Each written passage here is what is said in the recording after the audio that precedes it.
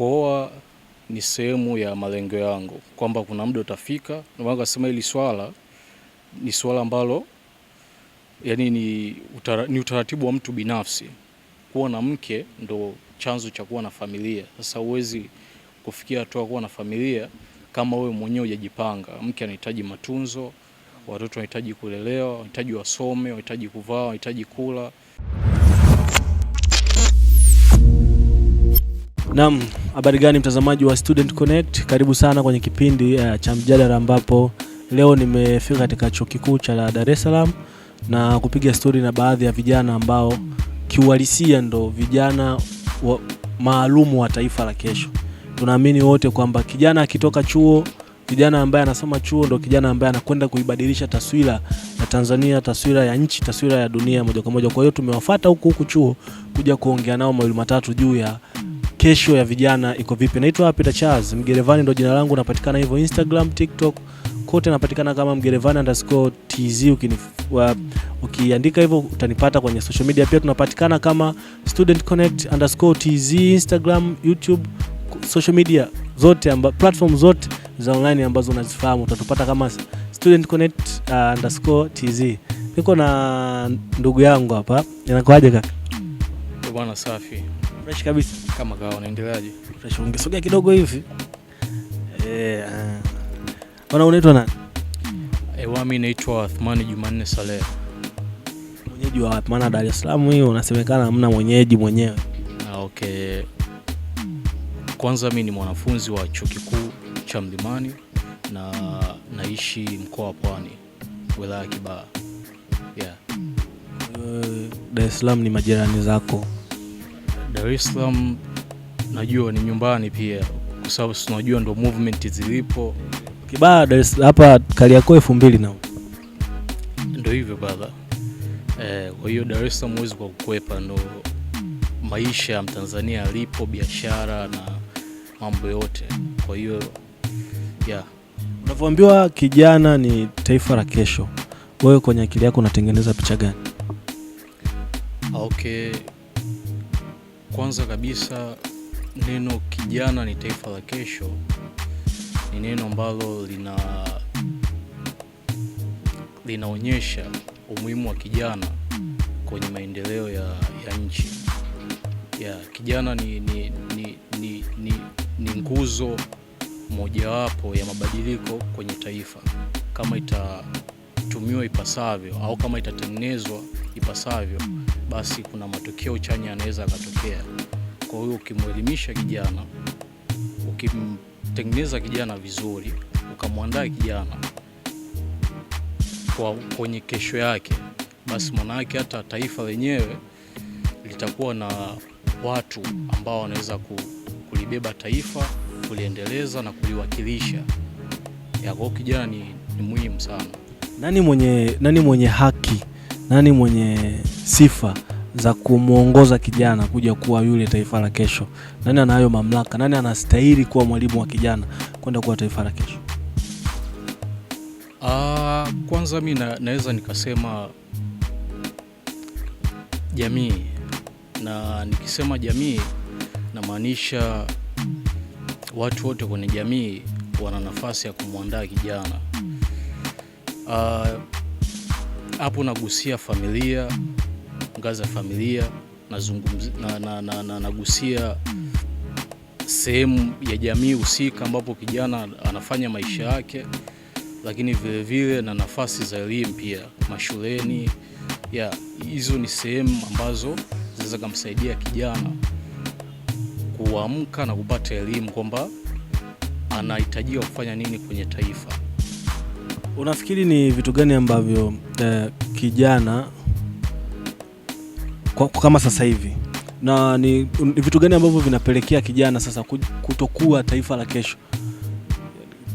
Makuzi yapi, malezi yapi ambayo yanapelekea kijana kumnyima haki ya kuwa taifa la kesho? Yako mambo mengi, lakini mimi nitazungumzia machache tu. Jambo la kwanza ni vijana kutojitambua. Kwanza lazima vijana wajitambue, lakini swala lingine pia lazima vijana wakubali kujifunza ili kuwa tofauti. Huwezi kubali kuwa mtu yule yule kila siku, wewe uko vile vile, maisha yako vile vile, umri unaenda, kwa sababu unatoka kwenye kijana tunaenda kwenye utu uzima sasa, si ndio? Lazima ukubali kujifunza ili mambo yawe vizuri. Kwa hiyo tofauti na hivyo, kutaka kujifunza manake kutokuwa yule kijana sahihi kwenye jamii au kwenye nchi kwa ujumla. Kiubinadamu, kiutaratibu, kila mtu anakuwa na kalenda yake kwamba nikifanya 1 2 3 mwaka fulani nitafanya 1 2 3. Wewe umepanga kuoa mwaka gani, kuwa na familia? Hilo swala ni swala mtambuka, kwa sababu kwanza naweza ngasema ni swala ambalo linahusisha mambo mengi sana. Ni swala ambalo kwanza unabidi ujipange, ni swala muda, linahitaji muda. Kwa muda wa sasa ukifika, mimi nadhani nitaelekea kwenye maamuzi ya namna hiyo. Sawa, muda sasa utafika, na wote tunaamini kwamba muda sasa utafika, lakini kuna schedule ambayo wewe umechora tayari kwamba ikifika mwaka fulani Mungu akinijalia ndani ya huo mwaka nitakuwa na mke, nitakuwa na familia. Wewe umejipanga mwaka gani? Kwa kuangalia kwa sasa, kiukweli malengo yangu mimi ni miaka 3 mbeleni. Miaka 3 mbeleni kuanzia sasa. Si mwaka 2025. Miaka 3 mbeleni nitakuwa ni mwaka gani? 2028. Yes, 28. Kwa mpaka 28 na imani nitakuwa kwenye huo taratibu wa kuona. Na unadhani kuna vitu ambavyo wewe umeamini kwamba vikifanikiwa ndio utakuja kuoa? Hiyo ipo kwa vijana. Isipofanikiwa maana yake wewe utakuja kuoa? Hapana. Bado utaoa? Kuoa ni sehemu ya malengo yangu, kwamba kuna muda utafika. Ndio maana nasema hili ni swala ambalo yani ni utaratibu wa mtu binafsi. Kila mtu ana malengo yake na kila mtu ana utaratibu wake kwenye maisha. Kwa hiyo kuna mambo yangu tu ambayo mimi natengenezea utaratibu. Kama atakaa sawa, inaweza isifike hata 2028 nikaweka jiko ndani. Kama hatokaa sawa, then taangalia nipate muda kidogo wa kujipanga na kujiweka sawa ili nipate kuwa na mke na nijenge familia, kwa sababu kuwa na mke ndo chanzo cha kuwa na familia. Sasa huwezi kufikia hatua kuwa na familia kama wewe mwenyewe hujajipanga. Mke anahitaji matunzo, watoto wanahitaji kulelewa, wanahitaji wasome, wanahitaji kuvaa, wanahitaji kula. Wewe mwenyewe unahitaji muda pia kuangalia familia yako. Kwa hiyo yote haya ni muhimu. Kwa hiyo huwezi kukurupuka tukaimbilia kuoa. Kwa hiyo ni swala la muda. Mambo yatakuwa vizuri tu. Ndoa nyingi zinavunjika. Tukiwa mtaani tunasikia mengi sana. Na uzuri kibaya ni kwamba mwanamke anazungumza kiupande wake na wanaume pia wanazungumza kiupande wao, na unashindwa, inakuwa ngumu kujua anayesababisha ndoa kuvunjika ni nani. Wewe situation gani ambayo itakufanya ndoa yako ivunjike? Situation gani ambayo itakufanya uvunje ndoa yako? Unajua yako mambo mengi ambayo yanaweza kufanya ndoa kuvunjika, lakini unajua mpaka kufikia kwenye hatua ya ndoa, manake mmeshakubaliana kwamba sisi tutaishi kwa utaratibu fulani. Kwa hiyo kama mmeshakubaliana sisi tutaishi kwa utaratibu fulani, mwanamke au wewe mwanaume ukienda tofauti na ule utaratibu, manake obvious utaingia kwenye mgogoro. Kwa hiyo mgogoro siku zote usiposuluhishwa, manake utaescalate kwenda kwenye conflict zaidi au kwenye war. Kwa mimi niliosoma diplomasia naelewa zaidi. Kwa hiyo kutofuata utaratibu ambao mmekubaliana kama wanandoa kabla ya kuingia kwenye ndoa ni chanzo mojawapo cha ndoa nyingi kuvunjika. Manake ndoa nyingi zinavunjika kwa kukosa utaratibu, kwamba wengi wanaingia kwenye mahusiano pasina kuwa na utaratibu kwamba tunaingia tutaishi hivi. Vipi na hiyo? Kwa hiyo mtu akienda nje na makubaliano yako obviously unaachana naye. Sasa kwa upande wangu mimi, kabla sijaingia kwenye swala la ndoa na mtu yoyote, lazima tukubaliane kwamba sisi tunaenda kuwa wanandoa na tunataka kuishi vipi. Umeona? Kwa lazima tukubaliane, na mpaka unaenda kufunga ndoa na mtu, maana yake ushajua mapungufu yake, kwamba huyu mtu naweza nikamvumilia kwa kiasi gani. Mapungufu yake si umeshajua. Kila mtu, amna mtu, nobody is perfect in this universe. Kila mtu ana kasoro. Kwa hiyo lazima tukubali hiyo kwamba tunapoenda kuingia kwenye swala la ndoa, lazima ukubali kwamba mimi na mapungufu na huyu mwenzangu ambaye naenda kufunga naye ndoa ana mapungufu yake. Kwa kimsingi tu lazima mkubali kuvumiliana, lakini lazima mwekeane utaratibu kwamba huu utaratibu ukivunjika, basi tutachukua hatua zingine, either ni kuachana au tukae tena tuyajenge ili tuangalie namna gani tunaweza tukaboresha ndoa yetu. Kwa mambo haya tu. Vijana wengi tunaogopa ndoa. Yaani mimi kasaiko kangu kanakonizunguka, mimi ndo nilikuwa mtu pekee ambaye nawaambia kabisa kwamba mimi nitakuja kuoa kwa fakti zangu ambazo nawekea pale, nitakuja kuoa kwa sababu mimi naamini ukishaoa ndo unafanikiwa zaidi, kwa sababu mke ni baraka na watoto ni baraka pia kutoka kwa Mwenyezi Mungu. Naamini pia ukioa una akili inafunguka zaidi kutokana na watu ambao ni wamenizunguka wamefunga ndoa na wameendelea zaidi. Hivyo hata tunaona kwenye familia zetu hawakuwa matajiri kiasi cha kushindwa kuwa na familia, lakini walikuwa na familia na sisi tumekuwa. Umeona? Sababu zipi ambazo zinapelekea vijana wengi kukataa kuoa? Yako mambo mengi ambayo yanafanya vijana kukataa kuoa. Kwanza, swala la kwanza ni vijana kutojiamini. Yes, vijana kutojiamini. Wengine hawajiamini. Kuna vijana mpaka sasa hivi hawajui hata namna ya kupata mwanamke na kuwa na mwanamke. Yaani ile hali tu ya kuwa na mwanamke wanashindwa. Sasa unajua zoezi la kuoa linaanza kwanza na mahusiano. Umeona? Laanza na mahusiano. Kwanza lazima muweze kutafutana na kufikia kwenye hatua ile ambayo wenyewe mnafikiria kufikia, hatua ya ndoa. Kwa lazima muanze na mahusiano. Kwa vijana wengi hawajiamini, wanaogopa kuingia kwenye mahusiano. Na mahusiano ndio njia ya kwenda kwenye ndoa. Pale itakupa nafasi ya kumjua mwenza wako, itakupa nafasi ya kujua mapungufu ya mtu ambaye unataka kufunga naye ndoa, utapata nafasi ya kujua yani uwezo wa mtu ambaye unataka kwenda kumooa. Kwa yako mambo mengi sana kupitia mahusiano. Kwa ni watu lazima wajiamini. Kama unafikiria kuja kuoa siku moja, basi mimi nawashauri sio mbaya kuanza kwenye hatua ya mahusiano, ili kwanza wapate some experience afu ndo waelekee kwenye ndoa.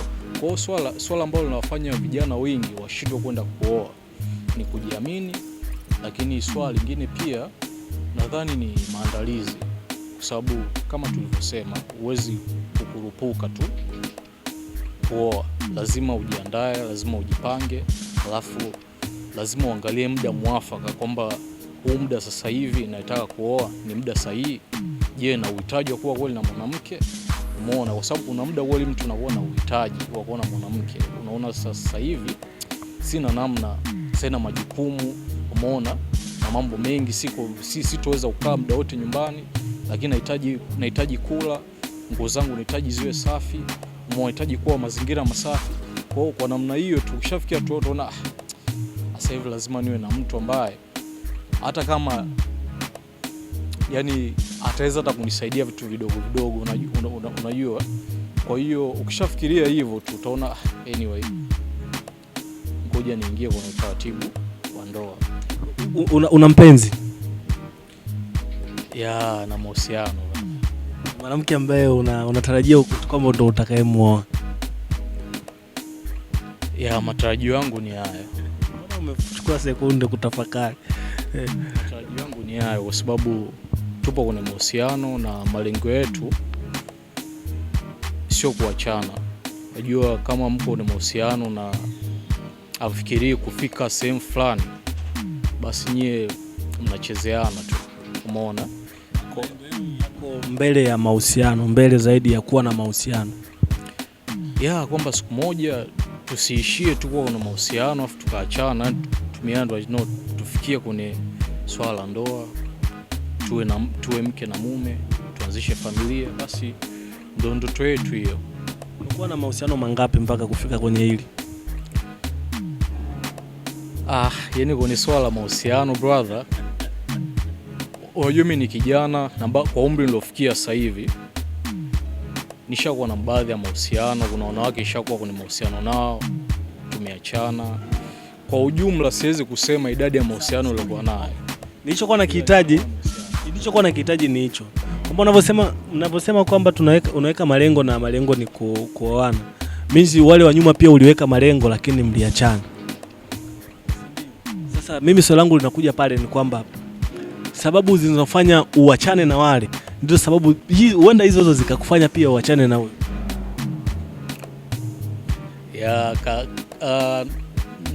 Nadhani upo kwenye pointi, kwa sababu kama mko kwenye mahusiano huwa tunafikiria kufika mbali, lakini hapa katikati hapa kuna mambo mengi yanatokea, kwa sababu mahusiano sio kitu kilichonyooka. Leo mmegombana, kesho mnapatana hivyo, najua kesho ukafanya hili huyu ukafanya. Kwa hiyo mkiweza kupita kwenye huo muda hapo, basi mnaweza mkafika mbali. Lakini wakati mwingi vijana wengi na ikiwemo mimi, mara nyingi waga na komaga kwenye mahusiano, kwa sababu wakati mwingine unakuta na mtu afu ana ethics ambazo ni tofauti na wewe, yani ni tofauti na ethics zako. Kwa hiyo pale obvious lazima kuna yani mkanganyiko utatokea. Unataka kuniaminisha kwamba aka level tunagombana, tunasameheana, tunagombana kupendana, ukakishavuka ni rahisi sana kuingia kwenye ndoa na mtu huyo na mambo yakawa fresh kabisa? Yani swala jepesi sana kama mkiweza kuvuka kwenye mahusiano kuingia kwenye ndoa ni swala. Mimi nimeshaona watu wengi sana wanaanzia kwenye mahusiano wanaenda kwenye ndoa. Umeona, mkishindwa kwenye mahusiano, mimi sishauri hata kwenye ndoa hamna haja kufikia kwenye ndoa. Kama kwenye mahusiano mmeshindwana, nendaje kwenye ndoa? Na wengi wanaishia hapa kwenye mpenzi wako labda kutext wiki 2, siku moja, unakata tamaa, unaamua kumove on. Kumbe ni situation ambayo maybe ungeivumilia, yule angezidi kuwa mtu bora. Kwa sababu kuna kitu nataka na mimi nizungumze kidogo. Unajua hakuna aliyekamilika. Hakuna aliyekamilika. Na ukiachana na mtu ambaye tayari mmeshaanza kugombana, maana yake mnagombana, yani kugombana ni kusafishana. Kugombana ni kujuana zaidi. Kugombana kunafanya mtakate, yani yale machafu sasa mfanye nini muendelee kuyaficha, kwa sababu mnagombana kwa sababu mnakoseana. Kwa hiyo huwezi kurudia kosa ulilomkosea mtu unayempenda akakasirika. Kwa hiyo kama mnaweza mkagombana mkasameheana na mkazidi kugombana kila siku, mwisho siku mtakuja kuwa bora zaidi na mtu kuja kuwa, na hata kama mkikoseana mtakuwa yule ndo jinsi alivyo bwana, lakini kuna vitu yuko perfect zaidi ya makosa anayoyafanya. Means kwamba ukiachana na mtu ambaye mnagombana kwa sababu za kugombana, utaenda kukutana na mtu mwingine ambaye ndo mtaanza upya kugombana, kwa sababu kugombana ni sehemu ya mahusiano. Nishakutana na mtu ananiambia kwamba ukigombana naye, mkigombana wewe pale ukiwa na hasira, wewe tulia, endelea tu kuishi maisha yako, kufanya vitu vinavyokupa furaha na yeye afanye vitu vinavyompa furaha. Kuna siku moyo utakwambia hebu mtafute, na yeye ndio siku ambayo moyo na yeye unamwambia, na ukimtafuta mnaanza upya kama hamkuwa mmefanya nini. Au ndio aina ya watu wanaopendana, na kama haitotokea hivyo means kwamba hamna upendo. Do you get the point? Yani kwamba tumegombana, imepita siku 4, maybe tuseme siku 4. Wewe unashindwa kuvumilia, unasema bana mimi nimeshindwa kuvumilia, ngoja nimtafute. Unamtafuta, yeye anataka kiburi, lakini yeye mwenyewe alikuwa anatamani umtafute. Kwa hiyo ile tu anaona simu yako, anaona text yako, au anakuona, anafunguka kwamba okay, sikuwa nimekukasirikia kiasi hicho. Maana yake hapo hayo ni mahusiano ambayo yanakuwa na ni mahusiano ambayo yanadumu sana. Mahusiano ya watu wanaogombana ndio mahusiano ambayo wanagombana lakini hawatoleani kauli za kuachana. Unajua kuna mtu kimfanya tu hivyo, anamwambia mimi na wewe basi. Sasa mahusiano ni sayansi pana sana, lakini sisi kama vijana tulikuwa tunazungumzia hii ni pre marriage, kwa sababu ndio umri ambao tupo sisi, ndio umri ambao tunaweza tukazungumzia sana, kwa sababu hapa tulipo sisi miaka kuanzia 24 mpaka 27 ndio umri kwa miaka ya sasa hivi ya kuoa.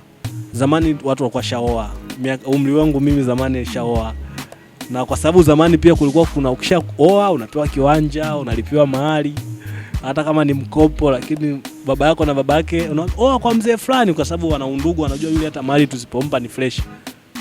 Lakini sasa hivi unatakiwa wewe ndio utafute kiwanja, utafute, inakuwa mtukao tunazungumzia pre marriage. Nataka sasa nikurudishe kwako utuzungumzie swala la mwisho. Hivi unafikiri mtu sahihi kwa mtu sahihi huwa anakuwa na tabia zipi? Yaani ukiangalia unasema hawa wana match, wana kitu. Wanagombana, unawaona wanafanya hii, wanapigana, wanachapana makofi, lakini kila ukiangalia unasema hawa wana kitu. Ni watu wenye tabia zipi? Kwanza wanaheshimiana na wanapendana. Ukiona watu, unajua kwa mimi ambaye nimesoma international relations and diplomacy, kuna kitu ambacho tunasema kwamba conflict is inevitable. Kwenye somo moja yetu conflict and security, wanasema kwamba conflict is inevitable. Umeona?